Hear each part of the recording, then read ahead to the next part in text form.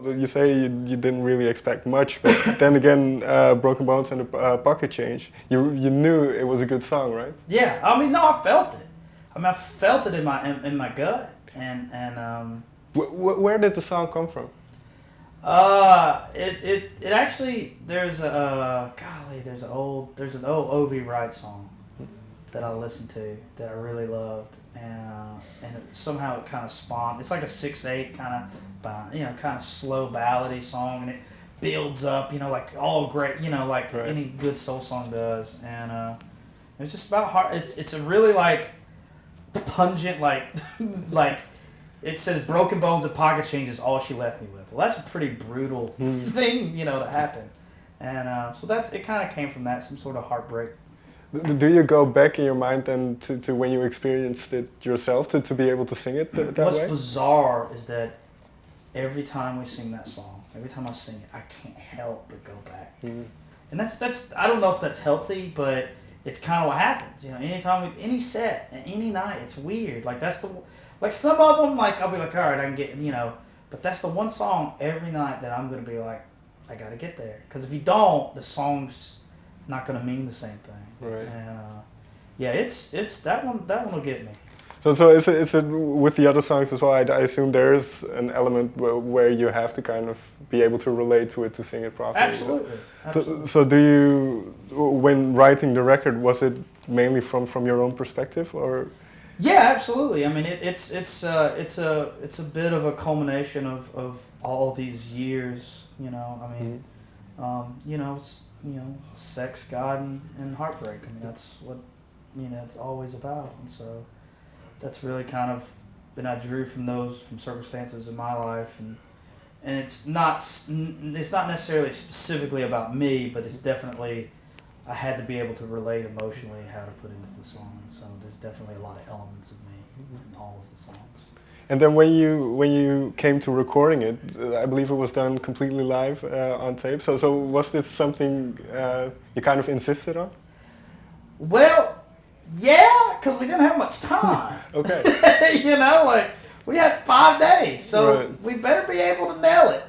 We had about 5 days to do it, so we better sure as hell do it live. and it was, to me, when you do songs, record them live, and this is from very, very small experience, but from people I've talked to, there's a sense of urgency with it. And there's some bumps and bruises where you missed a note here or there, or something. But there's a sense, you hear the urgency, like when A Man Loves a Woman, when they recorded that song, I think the horns are out of tune. But they were like, it was just the right take. You had to take it. You had to go with it. And so I think, I don't know if I insisted on it. I don't think if we were like, we got it, but it was just kind of like, had to do it that way, or it ain't gonna happen. So was it in the studio as well then that you kind of, if you noticed a mistake listening back to it, but the sound was good, that you kind of left it in? You had to leave it alone. I mean, I know about 3 or 4 takes vocally. Like we would do it. What we would do is we'd all play it live, and we would just take the best take. And what we could do is like, okay, well, someone played this one pretty good here, and you could kind of mix and match. But for me, like, I did 3 takes, and we took the best take. Okay. And I believe the song was, or the record was written collectively in terms of music. So did that help when it came to the recording process? Did you? I don't know if it helped. I mean, I think I was still writing lyrics in the studio. Okay. Because it was so quick. And I think the horn players were still writing horn parts in the studio. So we had to do it live. So we had to like get it at that moment. I think where that collectively helped, because me and Jesse wrote some of the songs because they were just from the previous, from the EP we did before this. But I think what helps with that is that everybody feels like they got a part of it. You know what I mean? Like, Right. It's it's very communal and very like, okay, we've all got a piece of this song that we did here or there, and we all feel like we have some part of it. And so I think maybe, but it was, I don't know, it was a really interesting process that I'll probably never do again. Well, with that in mind, then having recorded it that quickly, if you, well, it's been a couple of months since it's been released. So if you listen back to the record now, I don't know if you do, but if you listen, do you notice certain things? Oh yeah, oh yeah. I can't listen to it. Really? I cannot listen to it because I myself am a much better singer than I was then. Okay. You know, and I think we all would agree because we're just more comfortable with the songs. Mm. But I think that's with any record you make. I can't. Oh God, I can't listen to it. I cannot listen to it.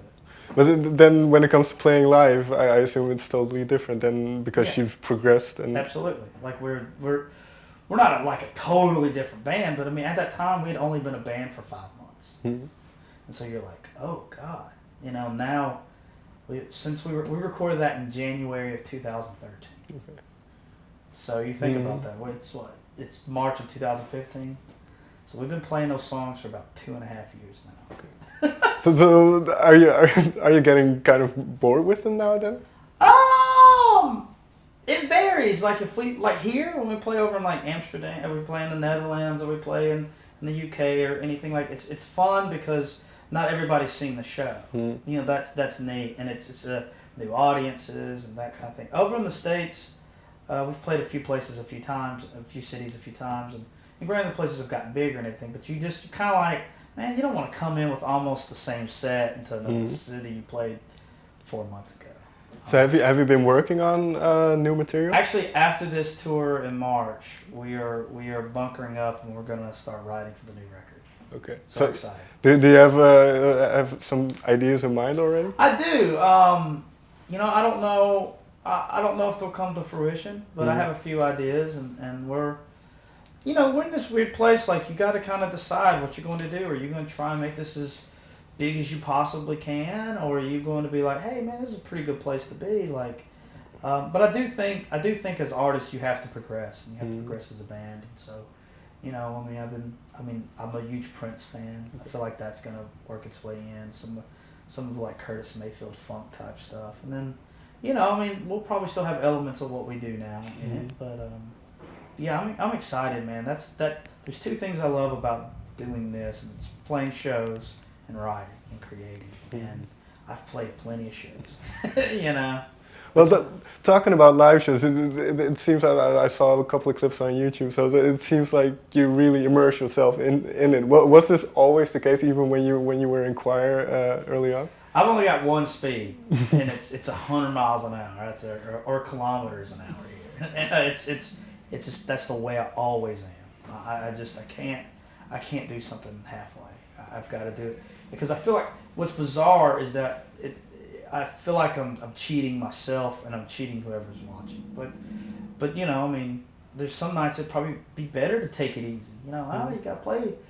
You have 16 more shows. You might want to take it easy. And I just can't do it. Is it taxing on your vocals then? It can be. You know, I don't drink. You know, I don't smoke. I don't. You know, I get to sleep. I'm not a party guy. You know, I'm pretty lame. And so I do my vocal warm ups. I do. You know, I do a lot of stuff to maintain to make sure it's okay. Okay. Well, thank you very much for your time. Oh, thank you for having me.